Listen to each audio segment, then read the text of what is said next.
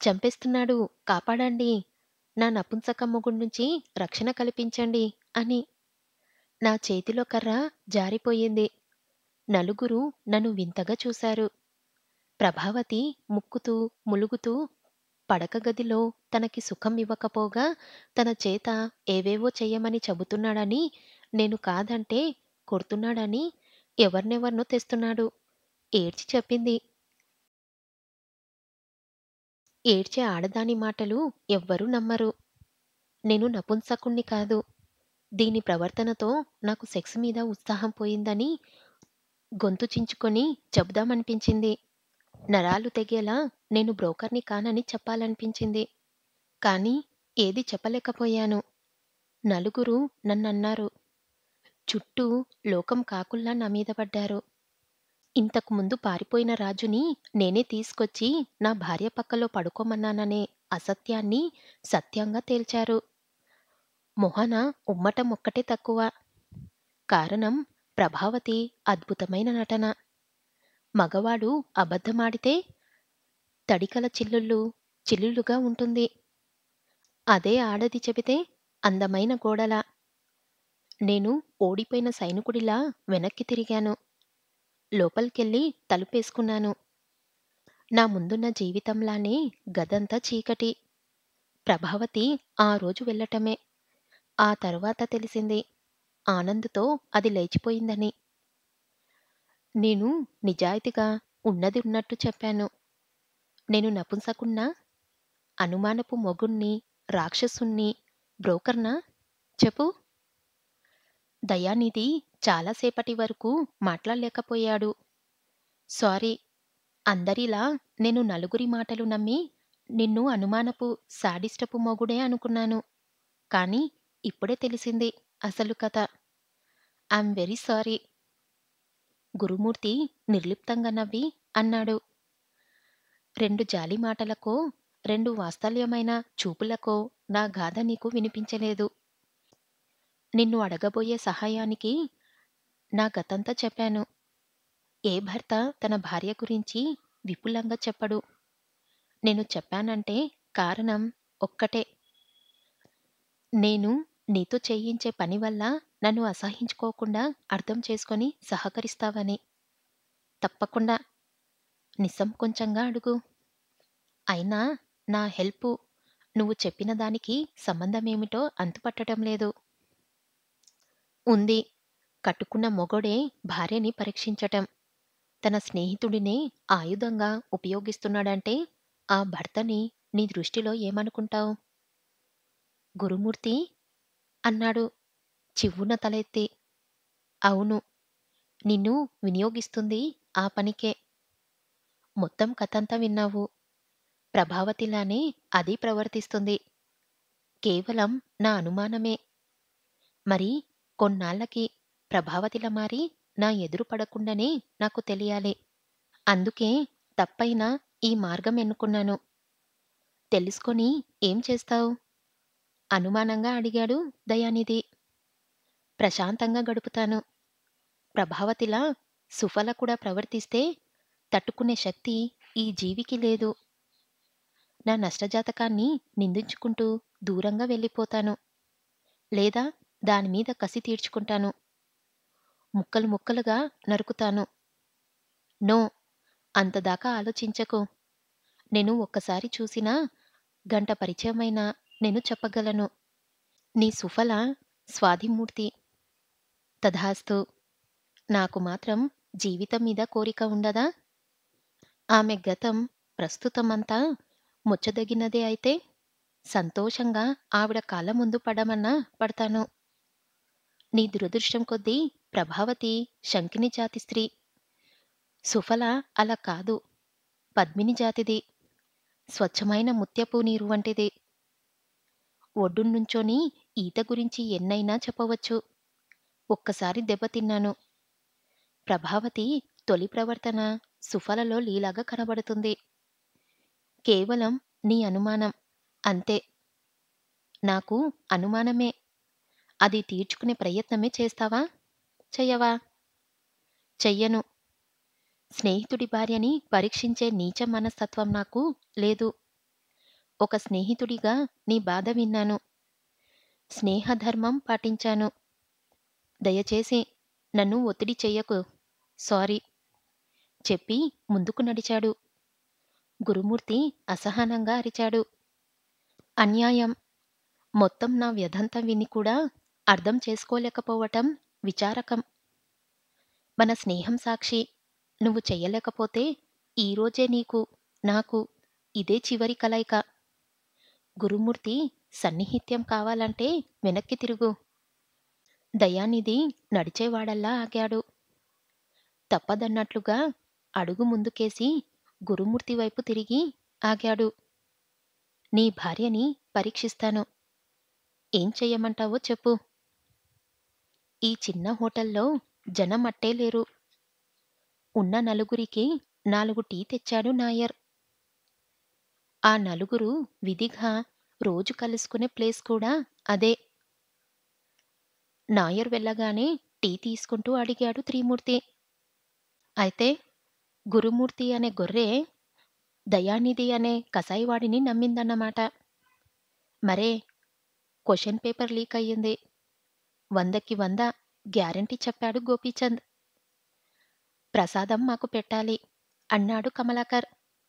ఛఛ అదే వద్దు.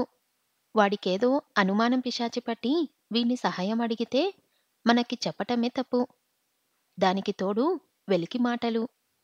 అసలు గురుమూర్తి అడిగిందేంటి? నువ్వు చేస్తుందేంటి? పాలుకి పిల్లని కాపలా పెట్టడమంటే ఇదే చెప్పాడు త్రిమూర్తి. దయానిధి త్రిమూర్తి వంక తీక్షణంగా చూశాడు. నువ్వు ఉరిమి చూసినా, ఊరక చూసినా నేను చెప్పేది ఒకటే. గురుమూర్తి గురించి మనకి కొద్దో గొప్పో తెలుసు. వాడో అనుమానపు అక్కుపక్షి. కట్టుకున్న పెళ్ళాం శీలాన్ని పరీక్షించటానికి స్నేహితుణ్ణి ఎలా పురమాయించాడో ఆ భగవంతుడికే తెలియాలి. ఫ్రెండ్లీగానో లేక మరో విధంగానో తలచి వాడు చెప్పిందంతా మాకు చెప్పావు. అదే అసలు తప్పు. మళ్ళీ రెండో తప్పు. స్నేహితుడి భార్య గురించి చెడుగా మాట్లాడటం. మన సోదరి గురించి మాట్లాడటం రెండూ ఒకటే అవుతుంది. ఆహా! ఫ్రెండు మిసెస్ సోదరితో సమానం. మరి ఫ్రెండు చెల్లెలు పెళ్ళంతో సమానమా? కొద్దిపాటి ఆవేశాన్ని ప్రదర్శిస్తూ అడిగాడు దయానిధి. అర్థమయ్యేటట్టు చెప్పు. చిరాకు పడ్డాడు త్రిమూర్తి. చెప్పు గోపీ. కనీసం నీ నోటి ద్వారా విన్న తర్వాతైనా నేను చేస్తున్న పని సబబే అయ్యిందే అని ఒప్పుకుంటున్నాను చెప్పాడు దయానిధి పక్కనున్న గోపీచంద్ని ఉద్దేశించి. త్రిమూర్తి గోపీచంద్ కేసి చూశాడు. మన దయాగాడి చెల్లెలికి గురుమూర్తిగాడు లైన్ వేశాడు. వెకిలి చేష్టలు, ఆకలి చూపులు. పాపం ఆ అమ్మాయి నాకు కూడా చెప్పింది. ఏం చేస్తాం? ఫ్రెండ్.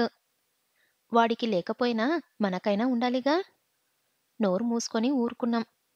అప్పటినుంచే గురుమూర్తి వీడింటికి రావద్దని తానే వాడి దగ్గరికి వెళ్తున్నది. ఇప్పుడు చెప్పు. ఆ పగ నాలో ఉండదా?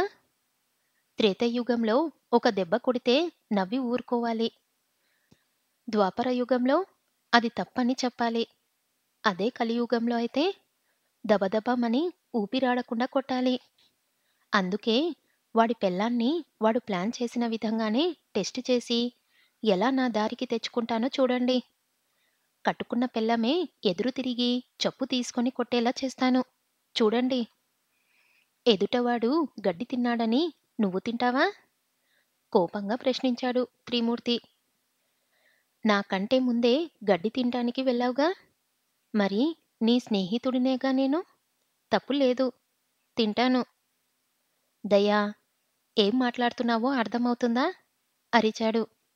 నాకు బాగానే అర్థమవుతుంది. మొన్న వాళ్ళింటికి వెళ్ళావా లేదా? నాకు నిజం చెప్పు.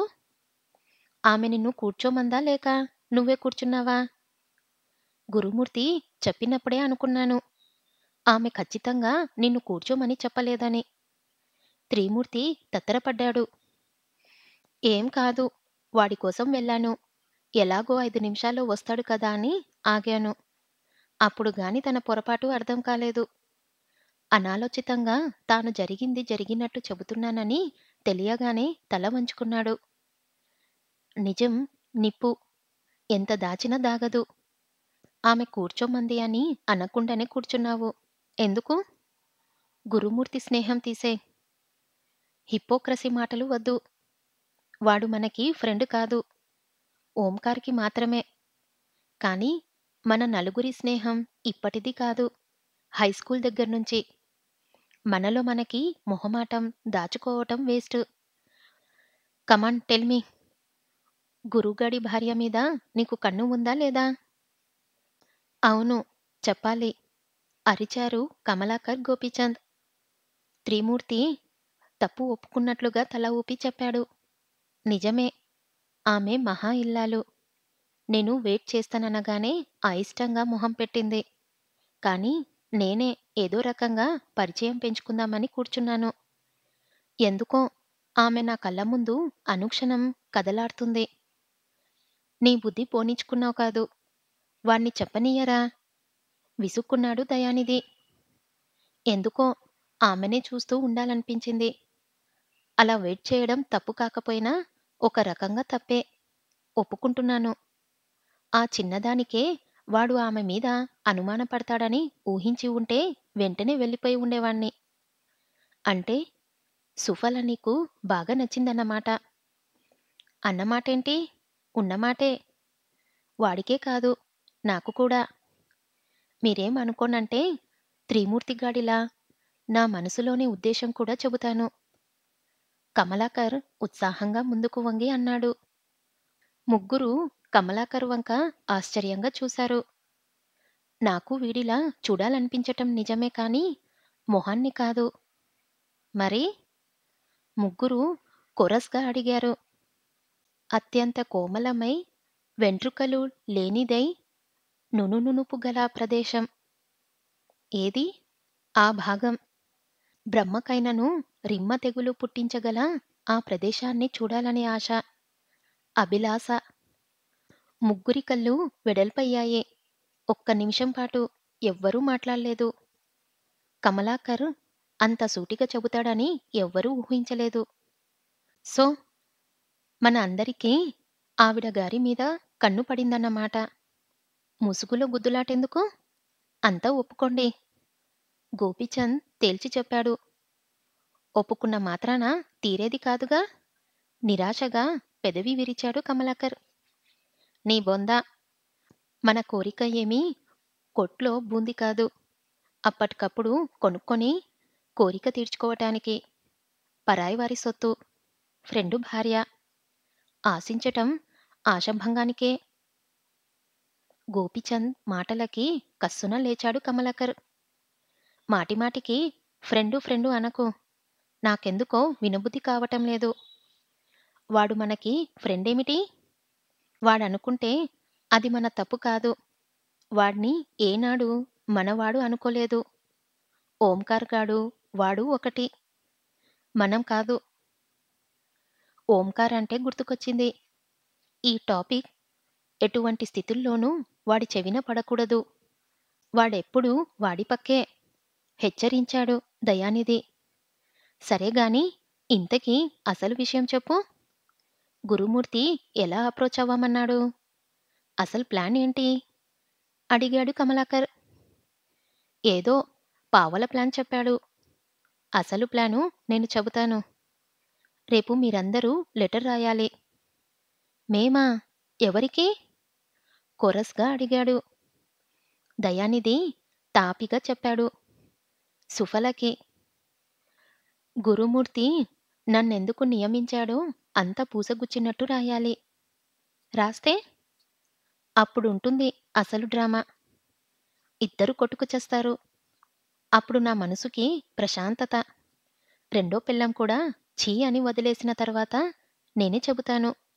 ఇంకెప్పుడు స్నేహం పేరు చెప్పి ఇంటికి వచ్చి ఆడపిల్లల్ని కదిలించవద్దని. నీ ద్వేషం తీరుతుంది సరే. మా కోరిక జారేదెలా? కమలాకర్ నిస్సహాయంగా అడిగాడు. త్రిమూర్తి మిగతా ఇద్దర్ని చూపిస్తూ, ఎవడ్రా వీడు? కోరికలు, ఆశలు ఎప్పుడూ తీరవు. అవెప్పుడు అందని చందమామలే. సుఫల చందమామ కంటే పైనుందని తెలియని పిచ్చివాడు. ఎవడ్రా వీడు? నాటకీయంగా చెప్పాడు త్రిమూర్తి. ముగ్గురు నవ్వబోతుండగా నాయర్ మాటలు వినపడ్డాయి. వెళ్ళాలి.